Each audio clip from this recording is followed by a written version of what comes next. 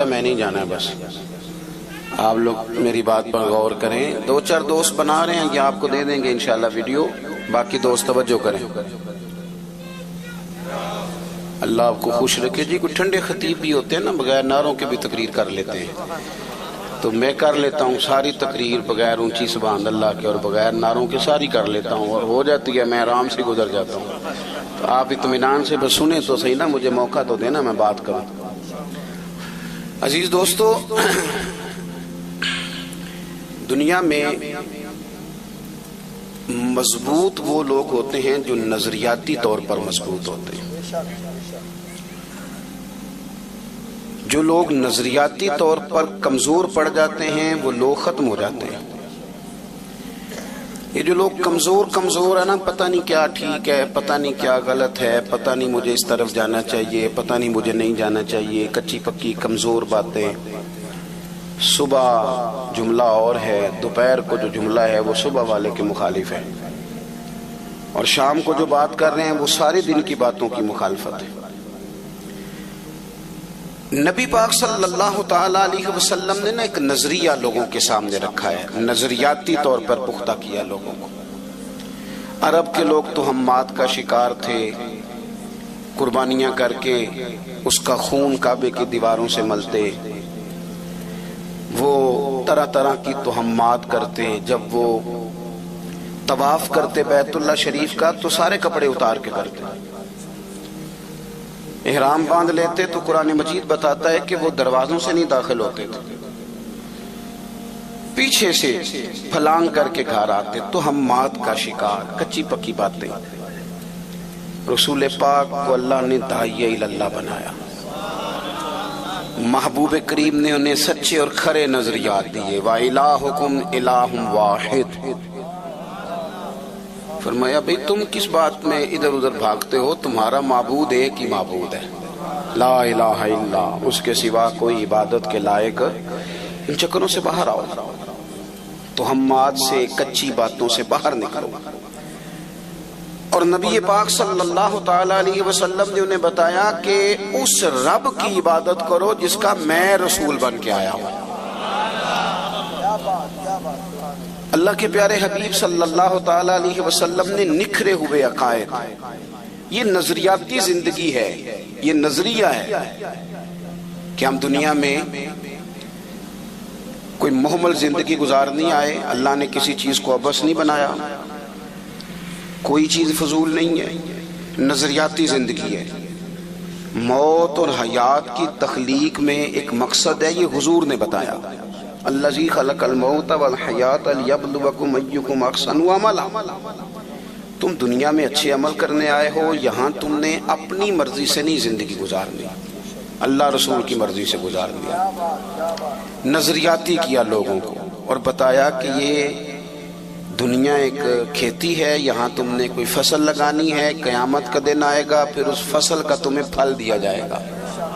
نظریاتی بنایا، نظریاتی. وہ جو لوگ غیر نظریاتی تھے نا، مثلا وہ کہتے تھے کھانا ہی سارا کچھ ہے، سونا ہی سارا کچھ ہے، شہرت ہی سارا کچھ ہے، دنیا کا مال دولت ہی سارا کچھ ہے، یہ غیر نظریاتی لوگ ہیں. پھر اس کھیل کا کوئی اینڈ بھی نہیں ہوتا، یہ دولت والا کھیل ہے نا. باقی دنیا میں آپ کوئی کھیل بھی کھیلتے ہیں نا تو کہتے ہیں بھئی اتنے اتنے اوور ہیں، اتنا اتنا فلاں ہے، اس کے بعد پھر اس کا نتیجہ ہے، کوئی رزلٹ نکلتا ہے. اور یہ جو پیسوں والا کھیل ہے، کھلاڑی بدلتے ہیں، دادا کے بعد بیٹا اور بیٹے کے بعد پوتا، کھلاڑی بدلتے ہیں، نتیجہ کوئی بھی نہیں. کماتے رہو، ساری زندگی لگے رہو. حضور نے نظریاتی کیا، لوگوں کو نظریاتی نظریہ دیا، اللہ کی جانب بلایا، کچی پکی باتوں سے لوگوں کو نکالا، ان کو ان کے اعصاب کو مضبوط کیا. یہ جس دور میں اور آپ رہ رہے ہیں نا، یہ لوگوں کو پکا کرنے کا دور نہیں، اس میں زیادہ تر لوگ قوم کو کچا کرنے کی بات کر رہے ہیں، لوگوں کے ذہنوں میں فتور پیدا کرتے ہیں. یعنی عجیب آدمی ہے نا، ایک بندہ بیٹھ کے صحابہ کرام کو ڈسکس کرتا ہے، اسے پہلے اپنی اوقات دیکھنی چاہیے، پھر حضور کے صحابہ پر بات کرنی چاہیے. وہ جو اول مخاطب ہیں، اول قرآن و حدیث کے جنہوں نے حضور سے دین لے کے ہمیں دیا ہے، وہ صحابہ کو ڈسکس کر رہے ہیں، اسے پتہ ہی کوئی نہیں۔ کچے پکے نہ بنے۔ حضرت ابو بکر صدیق سے لے کر سیدنا امیر معاویہ تک اپنی فکری بنیادوں کا خیال کریں۔ اور جو حضور کی اولاد ہے نا، اس کو میرے امام نے نسل نور کہا ہے۔ وہاں بھی ذرا ہوش سے بولیں، ذرا احتیاط سے، ذرا جملوں پر پیرا لگا کے۔ یہ صرف میرے امام کا فتویٰ ہے کہ تیری نسل پاک میں ہے بچہ بچہ نور کا، یعنی ایک ایک بچے کو نورانیت والا کہا، یہ صرف فاضل بریلوی نے کہا۔ تو ذرا تھوڑا سا نا نظریاتی طور پہ یہ نکل آئے۔ وہ ہمارے ہاں نا تقریر چمکانی ہوتی ہے نا لوگوں نے، تو سادی سادی چمکتی نہیں ہے نا جی۔ تو وہ پھر نا مطلب میں بھی اکثر رہتا ہوں جلسوں میں، تو میں چھوٹا آدمی ہوں، میں غور سیکھتا ہی رہتا ہوں، آپ سے بھی بڑا کوئی سیکھتا ہوں۔ تو میں دیکھتا ہوں ایک خطیب صاحب آئے ہیں بیچارے، حال ان کا میری طرح بڑا خستہ ہے، پر وہ بھالو چڑھا رہے ہیں، کہتے ہیں اج میں دسنا ہے صحابہ دی شان کی۔ میں کہ کرما لیا تو کی دسنا ہے، شان تے اللہ نے قرآن چ دس چھڑی ہونا دی، سرکار نے فرمان میں، تو کوئی مطلب کیا انوکھی بات تو کرے گا؟ تو سیدھا سیدھا قرآن و حدیث سے پڑھ اور لوگوں کو بتا اور جا۔ تم کیا مسئلہ انوکھا کیا بتائے گا؟ ایک اور کھڑا ہوتا کہتے ہیں آج میں نے بتانا ہے اہل بیت کی شان کیا ہے۔ او بھائی تو کیا بتائے گا؟ ان کی شان تو اللہ نے بتا دی قرآن میں، ان کی عظمتوں کے تذکرے حضور نے کر دیے۔ نئے نئے نقطے جب نکال کے لاؤ گے تو اس سے نا خدشات پیدا ہوں گے۔ جو باتیں طے ہو گئی ہیں، ہمارے بزرگ طے کر گئے، ان میں کبھی بھی کسی طرح بھی الجھنے کی ضرورت ہے۔ میں آپ کو بتاتا ہوں، عوام کا بھی ایک مسئلہ ہے۔ جو نئی خبر ہوتی ہے نا، نئی، مثلا نماز پڑھا کرو، یہ تو ساری مسجدوں کے مولوی کہہ رہے ہیں، یہ تو نئی بات ہی نہیں۔ قرآن مجید پڑھا کریں گے تو سارے کہہ رہے ہیں۔ اب جب کوئی بندہ انوکھی بات کرتا ہے نا، تو بندے کہتے ہیں اے دی سنو، یہ پتہ نہیں ان کی کرن لگا ہے۔ یہ انوکھی سے نکل آئیں، روٹین میں رہیں اور طے شدہ چیزوں کو نہ چھیڑیں۔ ایک تو یہ مسئلہ، ایک مسئلہ ہمارے ہاں جاہل صوفیاء کا ہے، جاہل آدمی۔ وہ کیا کرتا ہے، اس نے لوگوں کو تعویذ دھاگے پہ لگا دیا۔ وہ جناب پیر صاحب اتوار والے دن بیٹھتے ہیں، صبح 9 بجے سے عصر تک وہ مردوں کو ملتے ہیں، پھر جمعرات کو انہوں نے خواتین کا ٹائم رکھا ہے تعویذ دینے کا۔ یہ غوث پاک کس دن تعویذ لکھتے تھے؟ کسی کتاب میں لکھا ہے؟ کون سی تاریخ رکھی ہوئی تھی؟ تعویذ دینا جائز ہے، میں منع نہیں کر رہا، لیکن صرف اسی کو مقصد بنا لیا آپ نے۔ پھر لوگ بیچارے، غربت ہے، پریشانی ہے، دکھ ہیں، تکلیفیں، بندہ ٹوٹا بکھرا ہوا آیا ہے۔ ہمارے صوفیاء نے یہ لکھا ہے کہ اگر کسی اللہ والے کے پاس کو بندہ آ کے کہتا ہے نا میرے پاس اولاد نہیں، تو صوفی کی یہ بھی ذمہ داری ہے کہ وہ دعا کرے اور اللہ اسے اولاد دے دے، لیکن اس کی اصل ذمہ داری پتہ کیا ہے؟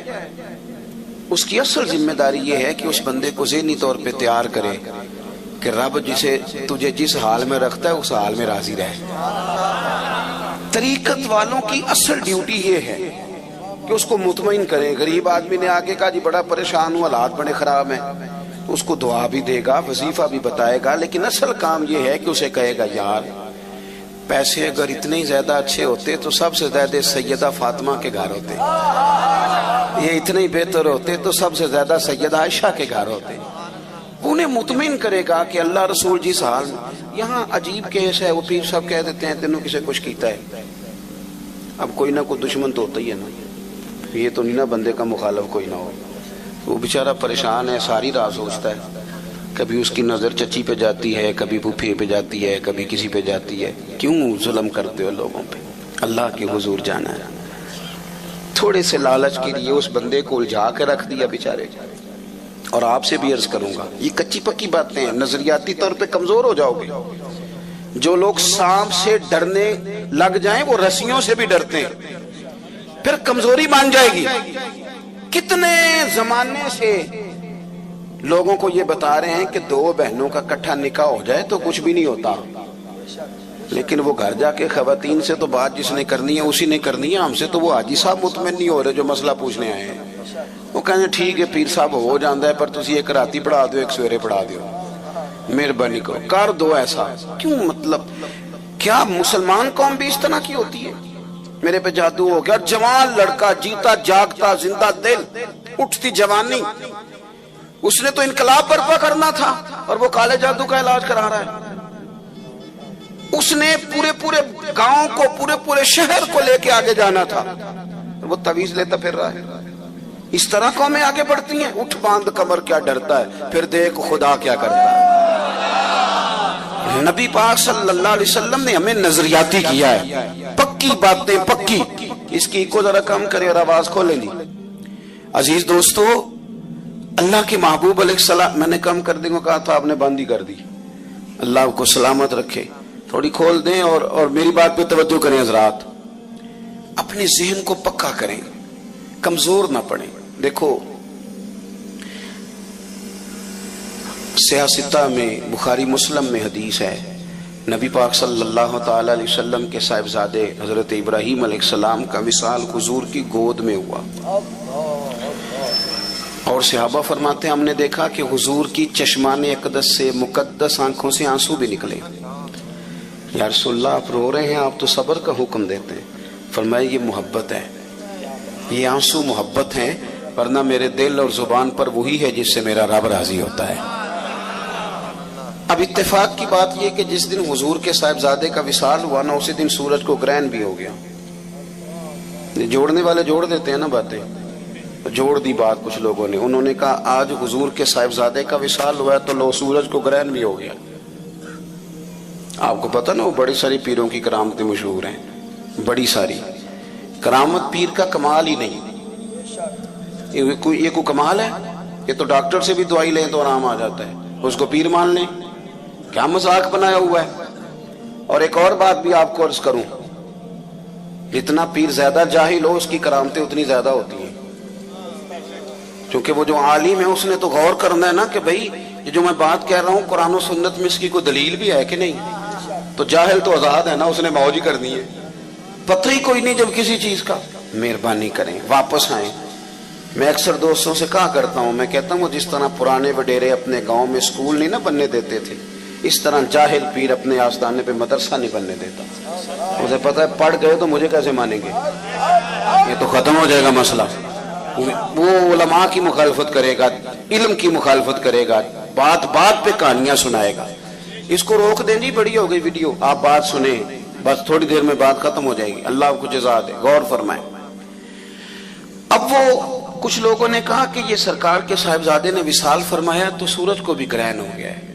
نظریاتی پختگی اتنی ضروری ہے کہ میرے محبوب علیہ السلام نے جمعے کا انتظار نہیں کیا، اور غم زدہ بھی ہیں حضور آج، لیکن انتظار نہیں فرمایا۔ فرمایا لوگوں کو مسجد میں جمع کرو۔ سب لوگ مسجد میں جمع ہوئے تو محبوب نے خطبہ دیا، فرمایا لوگوں سورج اور چاند کو گرہن ہو تو یہ رب کی نشانیوں میں سے نشانی ہے، اس طرح کا معاملہ ہو تو پھر استغفار پڑھا کرو، نماز پڑھا کرو۔ اور ساتھ ہی فرمایا کسی کے وصال کر جانے سے سورج گرہن کا کوئی تعلق نہیں ہے، اس کے ساتھ کوئی تعلق نہیں۔ اپنے آپ کو پختہ کریں، محبوب داعیہ اللہ ہیں، حضور نے ہماری توجہ کرائی ہے اللہ کی جانب۔ اگر آپ تھوڑی تھوڑی گنجائشیں لینے لگیں گے، ڈرنے لگیں گے، تو پھر تو میرے بھائی کمزوری آ جائے گی نظریات کے اندر۔ اپنے آپ کو پختہ رکھیں، اپنے بھروسے اپنے رب رسول پر مضبوط کریں۔ اللہ والے جو ہوتے ہیں وہ تو یہ جو ہے نا صرف اللہ سے جڑنا، یہ تو مضمون ہی صوفیاء کا ہے، وہ نکالتے ہیں دنیا داروں کی طرف نہیں جانا، یہ تو عنوان اہل تصوف کا ہے کہ صرف رب رسول سے جڑنا ہے، دنیا داروں کی طرف جانا یہ تو عنوان ہی اللہ والوں کا ہے۔ اپنی زندگی میں زیادہ سے زیادہ بھروسہ رب رسول پہ، بڑی امیدیں لگا لیتے ہیں ہم دنیا داروں سے، بڑی زیادہ، کبھی سیاسی پارٹی سے کبھی اس سے۔ میں نے کل جمعے میں بھی کہا تھا یہ تمہارا بھلا کریں گے جو رسا نورا کشتی لڑ رہے ہیں، کوئی ادھر جا رہا ہے کوئی ادھر جا رہا ہے، ان بیچاروں کو کیا پتا ہو کہ رات کو میاں بیوی جب یہ مشورہ کرتے ہیں نا کہ سویرے گھی کوئی نہیں پراٹھوں کے لیے، اس کا درد کتنا ہوتا ہے، انہیں کیا پتا ہو کہ جب عید آتی ہے تو بوڑھے ماں باپ مل بیٹھتے ہیں اور کہتے ہیں تینوں عید بھی کرنی ہے، تے کرتے شے بھی کوئی نہیں. ان کو کیا پتا ہو, محلوں میں بیٹھے لوگ, تمہیں کیا پتا ہو؟ تم نیچے آؤ, اس عوام کے ساتھ بیٹھ کے وقت گزارو, تمہیں پتا چلے زندگی کے دکھ اور حقیقتیں کیا ہیں. تمہیں کیا خبر ہو؟ تم بیٹھ کے وہاں نمبر گیم کر رہے ہو. تمہارے پاس MNA خریدنے کے لیے کروڑوں روپیہ ہے, پر تھر کے بچوں کے لیے پانی کوئی نہیں. اور یہ حکومت ہو یا اپوزیشن ہو, ان کو اپنی ذات سے تعلق ہے. اگر انہیں تھوڑا بھی عوام کا خیال ہوتا تو اس طرح کی حرکات نہ کرتے جو آج کل یہ کر رہے ہیں. اللہ سمجھ عطا فرمائے. آمدام برسر مطلب اپنی امیدیں اللہ رسول سے. آپ نظریاتی طور پر جب دیکھیں نا کوئی چیز جب بندہ اللہ پہ چھوڑ دینا. ایک چودھری صاحب میرے دوست نے, بڑی محبت ہے, بڑے سمجھدار ہیں, ایسی پنڈا چاکیدہ جی پرے آدھا بندہ ہے, بڑے پنچایت کے آدمی. میں نے ان سے کہا کہ آپ بزرگ ہو گئے ہیں, اور دوست اس لیے کہہ رہا ہوں کہ میں ان کے پاس جا کے بیٹھتا ہوں, وہ بھی میرے پاس آتے ہیں, تو سیکھنے سکھانے کا تعلق ہے. میں نے کہا مجھے بتائیں کوئی فیصلہ کبھی مشکل بھی ہے کہ یار ہے پریا بڑی اوکھی ہوگی مکدی نہیں پئی؟ تو کہنے لگے ہاں جی. کہنے لگے پیر صاحب ہمارے پاس جو گروپ بھی آتا ہے نا وہ اپنے حق میں فیصلہ کرانا چاہتا ہے. جو بھی آتا ہے وہ بات اس طرح کی سناتا ہے کہ میں بے قصور ہوں. تو ہم پھر دیکھ لیتے ہیں کہ سمجھ آ جاتی ہے غلطی کس کی ہے. لیکن ایک بندے کا فیصلہ مشکل ہوتا ہے جو بات بھی پوری نہیں سناتا اور کہتے چودھری صاحب تہاڈا میرا تعلق ہے, تسی جنج کر چھڑو گے مینوں منظور ہے, تسی میرا مندا نہیں سوچن لگے. کہندے وہ جڑا ساڈے تے پا دیندا ہے نا وہ کام اوکھا ہوندا ہے. پیر تے پیار بڑا کر گیا ہے, پھر کوشش کرتے ہیں اس کو کوئی رعایت مل جائے. اللہ کرے آپ کو سمجھ آئے میری بات کی. او بھائی پنچایت کے چودھری پہ بات چھوڑو تو وہ بھلا کرنے کی کوشش کرتا ہے, تو اگر اللہ رسول پہ چھوڑ دی جائے تو آپ اندازہ کرو وہ کتنا بھلا کریں گے. ہمیں نا نبی پاک صلی اللہ تعالی علیہ وسلم نے کہا ادھر ادھر نہیں نکلنا. کوئی غلط رستہ, کوئی چور دروازہ, کوئی ڈکیتی, کوئی فریب فراڈ نہ, این شریعت کے اصولوں کے مطابق سفر کرو. عزتیں بھی رب دیتا ہے, دولتیں بھی اللہ دیتا ہے. اور میری طرح کے بڑے لوگ جنہیں بالکل نہیں پتا ہوتا کہ اس طرح بھی ہوگا, بالکل وہ نظام بناتا ہے وَيَرْزُقُهُ مِنْ حَيْثُ لَا يَحْتَسِبُ. بندے کا گمان بھی نہیں ہوتا. اپنی زندگی میں توجہ اللہ رسول کی جانے اور پکے نظریات. حضرت حذیفہ رضی اللہ تعالیٰ عنہ اور ایک اور صحابی, یہ بخاری میں موجود ہے, فرماتے ہیں کہ ہم دونوں نا پیچھے رہ گئے تھے جب لوگ بدر کے لیے گئے. تو تمام لوگ بدر میں پہنچ چکے تھے, ہم ذرا بعد میں گئے. تو کہتے ہیں کہ پتہ بھی نہیں تھا کہ محبوب نے پڑاؤ کہاں کیا. ہم جب داخل ہوئے میدان میں تو ہماری ملاقات کفار سے ہو گئی. جہاں ان کے خیمے تھے وہاں چلے گئے. ابو جہل نے پکڑ لیا, کدھر جا رہے ہو؟ کہتے ہم نے کہا حضور کی بارگاہ میں. تو کہنے لگا اچھا تم لڑو گے ہمارے ساتھ وہاں جا کے, ادھر بیٹھو تم نہیں جا سکتے. جو بدر کی لڑائی ہے نا وہ آج تک عقل انسانی میں نہیں آتی کہ اس طرح بھی ہوتا ہے. یعنی 1000 کا مقابلہ 313 کے ساتھ, ان کے پاس نہ زر ہیں نہ تلواریں نہ کوئی چیز, اور ادھر ایک ایک بندے کے پاس 3 قسم کا اسلحہ. تیر بھی اس نے گلے میں لٹکائے ہوئے ہیں, نیزہ بھی اس کے پاس ہے, تلوار بھی ہے, 3 قسم کا اسلحہ ہے. اور یہاں نہتے مسلمان. اب ایک ایک بندے کی ضرورت تھی بدر میں. یہ کہتے ہیں ابو جہل نے روک لیا اور کہا تم جا رہے ہو, جا کے ہمارے خلاف لڑو گے. فرماتے ہیں ہم نے اس سے کہا کہ ہم لڑیں گے نہیں, صرف حضور کی زیارت کریں گے. اس نے کہا پکی بات ہے, عرب کے لوگ جھوٹ نہیں بولتے. کہا پکی بات ہے. کہتے اس نے ہمیں جانے دیا. حضور کی بارگاہ میں جا کے عرض کی یا رسول اللہ صلی اللہ تعالی علیہ وسلم, اس نے ہمیں روک لیا تھا, پھر ہم نے اس کے ساتھ یہ وعدہ کیا کہ ہم لڑیں گے نہیں, تو اس نے ہمیں آنے دیا. لیکن حضور ایک ایک بندے کی ضرورت ہے, اب کرنا کیا ہے؟ تو یہ میرے محبوب کریم نے ہمیں نظریہ دیا ہے. ایسے ہی چھوٹی چھوٹی باتوں پہ کہنا مجبوری بن گئی تھی, ضرورت پڑ گئی تھی, پھر میں کیا کرتا, پھر حالات ایسے ہیں, پھر زمانے کے ساتھ بھی چلنا پڑتا ہے, کچے ہو جائیں گے آپ. اعلیٰ حضرت بریلوی رحمۃ اللہ علیہ فرماتے ہیں کہ اگر کوئی بندہ مستحب چھوڑتا ہے پھر کچھ عرصے کے بعد وہ سنت بھی چھوڑتا ہے, اور جو یہاں گنجائش تو نکالنی شروع کرتے ہیں اس کے واجبات اور فرائض کا مسئلہ بن جاتا ہے. یہ ساری چیزیں دیواریں بنتی ہیں دین کی مضبوطی کے لیے. ایک چیز سے گنجائش نکالیں گے, دلیل پکڑیں گے تو دور نکل جائے گی بات. کہتے ہیں عرض کی یا رسول اللہ صلی اللہ علیہ وسلم وعدہ تو کر لیا ہے کہ نہیں لڑیں گے، پر ایک ایک بندے کی ضرورت ہے۔ تو یہ حضور ہمیں نظریاتی کرتے ہیں۔ کریم فرمانے لگے تم نے وعدہ کیا، تم بیٹھ جاؤ، تم نہیں لڑو گے، ہمیں بندوں کی ضرورت نہیں، ہمیں اللہ کی مدد کی ضرورت ہے۔ رب رسول کی مدد ہمیں درکار ہونی چاہیے۔ بھائی اپنے آپ کو نا تھوڑا سا مضبوط کریں۔ زندگی میں اصول ہیں جن کی بنیادوں پہ انسان کھڑا رہ سکتا ہے، اور اگر زندگی میں اصول ہی کوئی نہیں، ضابطہ ہی کوئی نہیں، تو میرا لباس بدل لینے سے تو کوئی نیک نہیں سمجھے گا۔ آپ کے ساتھ جب لوگ معاملات کریں گے، آپ کے ساتھ لین دین کریں گے، اٹھے بیٹھیں گے، تب ان کے سامنے بات کھلے گی کہ آپ فکری طور پر کتنے مضبوط ہیں۔ زیادہ باتیں نہیں کرنی، آپ کے ساتھ بات کو سمیٹنے لگا ہوں۔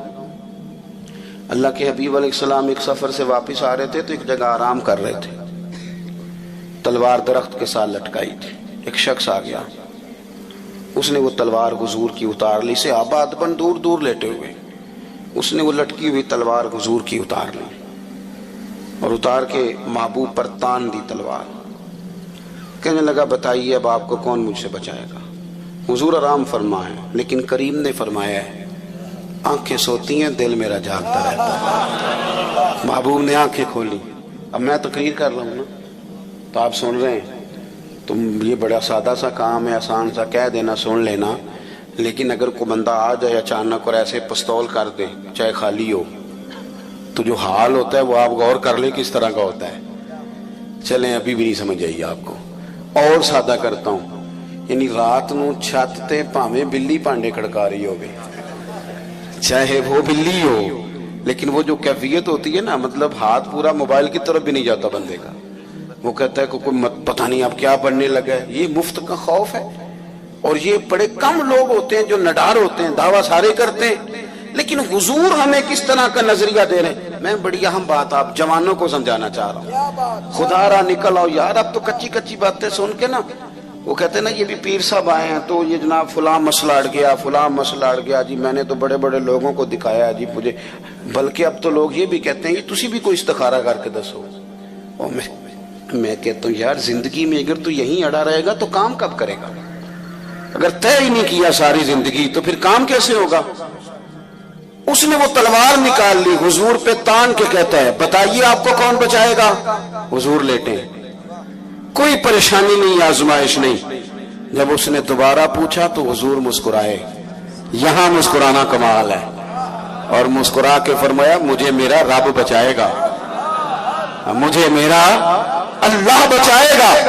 یہ لفظ نکلے تو اس کے تو ہاتھ کانپنے لگے، تلوار گر گئی، حضور نے اٹھا لی، فرمایا لو بھائی مجھے تو اللہ نے بچا لیا ہے، اب تم بتاؤ تمہیں کون بچائے گا؟ تم بتاؤ۔ اذان ہو رہی ہے جی، اذان سنے جی۔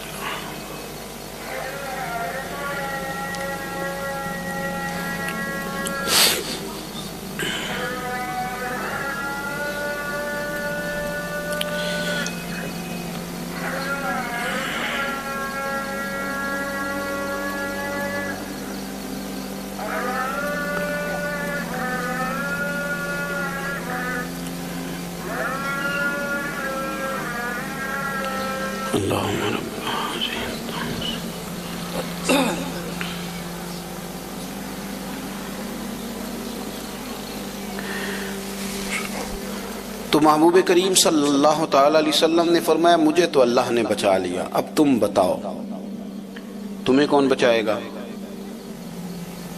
اب وہ بولا، عرض کرنے لگا محبوب میں نے سنا ہے آپ بڑے ہی معاف کر دینے والے ہیں۔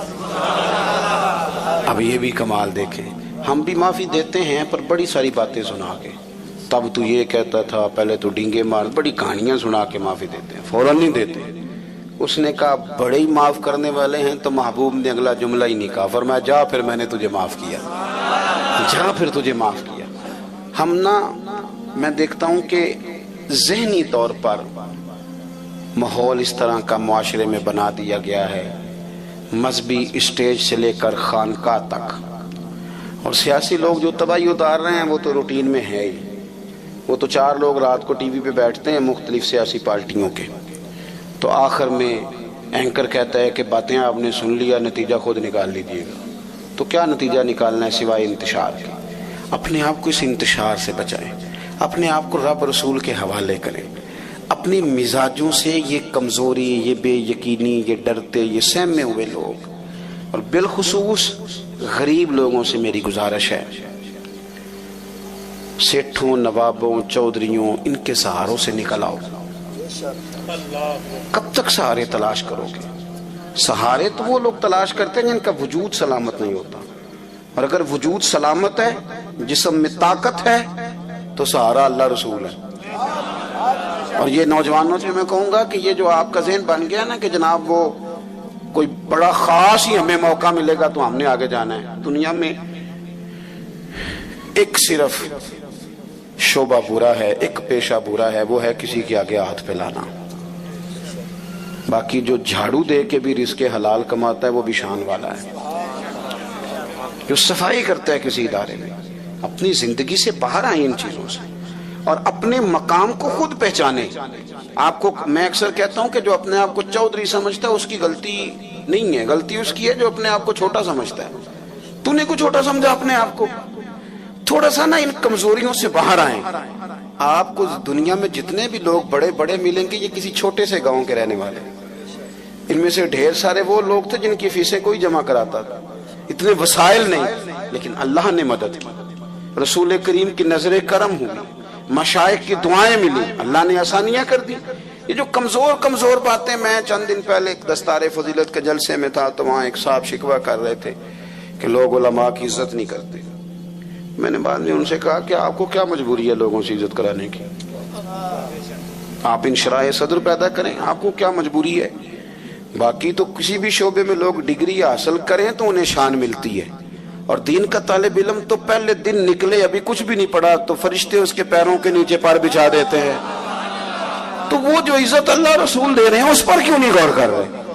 لیکن یہ مزدور ہے، مزدور یہ کیوں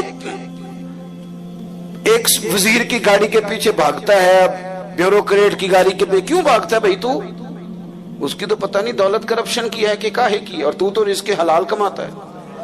تو رب کا شکر کر کے اپنے آپ کو طاقتور سمجھ کہ اللہ تعالیٰ تو نے مجھے جو دیا ہے وہ حلال کا دیا ہے۔ اور ایک اور بات بھی عرض کروں، روب کپڑوں کا نہیں ہوتا، کردار کا ہوتا ہے۔